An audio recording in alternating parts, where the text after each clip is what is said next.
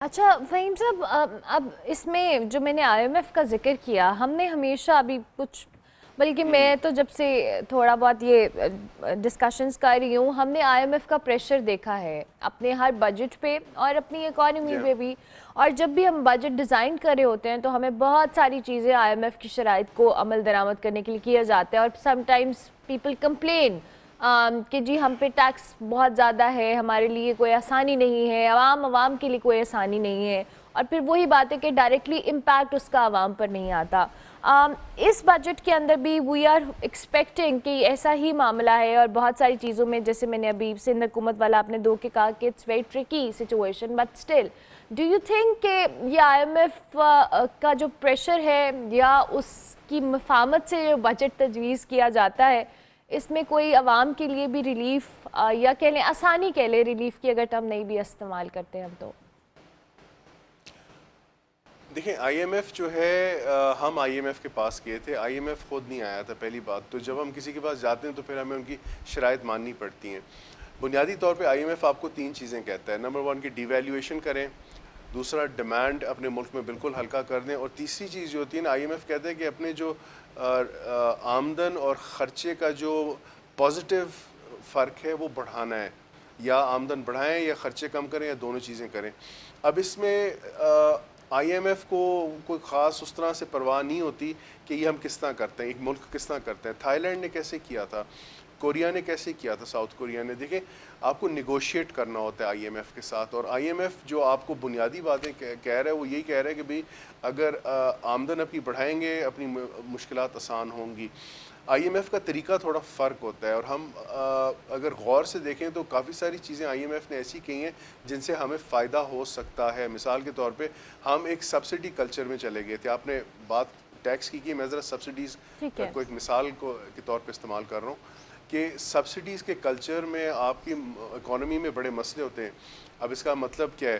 کیا امریکہ میں سبسڈیز نہیں دی جاتی؟ وہ دوسرے طریقے سے دیتے ہیں. جاپان میں دی جاتی ہیں، چائنا میں دی جاتی ہیں، ہر طرح سے سبسڈیز دی جاتی ہیں. بٹ وہ ایک ذرا ایوالوڈ طریقہ ہے. وہ ہم آئی ایم ایف کی بات اگر غور سے پڑھیں سنیں تو اس میں بہت ساری چیزوں میں ہمیں فائدہ ہوتا ہے. لیکن آئی ایم ایف ایک پاپولر پروگرام نہیں ہوتا کہیں بھی. اور اب وہ حکومت کا فرض بنتا ہے کہ وہ آئی ایم ایف سے کتنا نیگوشیٹ کروا لیں.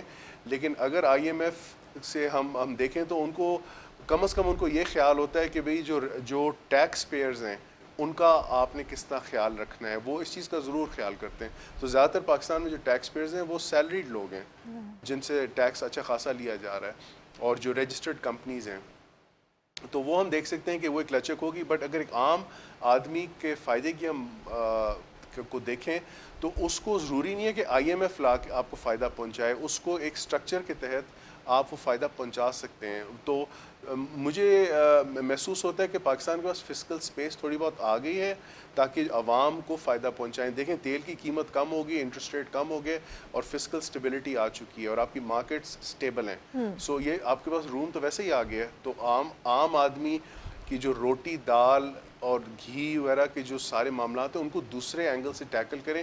میں تو ذاتی طور پہ میرا پروفیشنل اسیسمنٹ یہ ہے کہ آئی ایم ایف کو اس میں نہ لائیں، اس کو دوسرے طریقے سے ٹیکل کریں.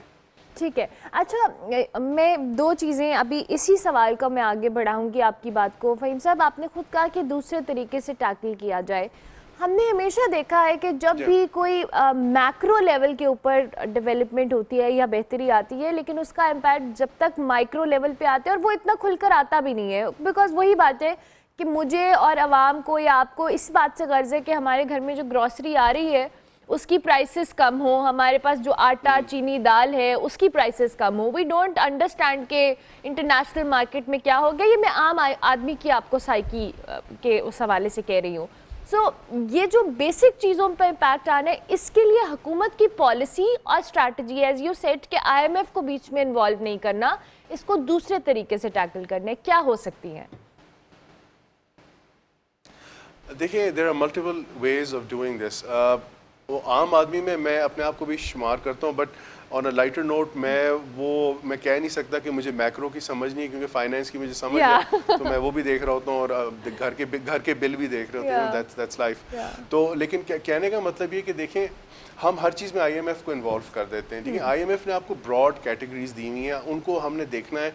और सच्ची बात है, वो रेवेन्यू जनरेशन 240 मिलियन की आवाम के साथ, मैं तो कहता हूँ ना, हमारे इकोनॉमिक प्रॉब्लम्स असल में इकोनॉमिक प्रॉब्लम्स नहीं हैं, वो कुछ और हैं।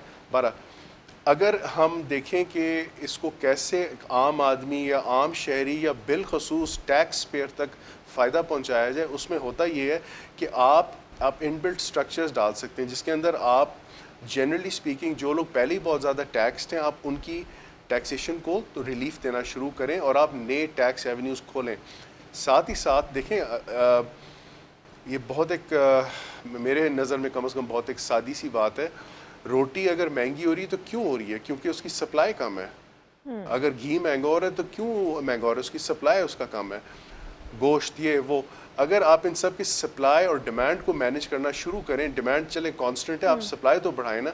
जैसे कि मिसाल के तौर पे मैं हर दफ़ा बहुत फोरम्स पे कह चुका हूँ कि हमारा जो ये इन्फ्लेशन जो है इन्वर्टेड कॉमर्स में, ये एक डिमांड ओरिएंटेड इन्फ्लेशन नहीं है, it is a supply oriented inflation. और उस पर हम उसको डिमांड की उस पर सोल्यूशन दे रहे थे, जिसकी वजह से हमारी इकॉनमी को ज़्यादा देर लगती है एडजस्ट होने में। कहने का मतलब, सर का दर्द हो रहा हो तो पाँव के दर्द की दवाई तो नहीं अच्छा, लेनी तो ना, आपने फ़हीम उस साहब चीज़ ये की कह लेनी सकते होती हैं है। कि ये गवर्नेंस रिलेटेड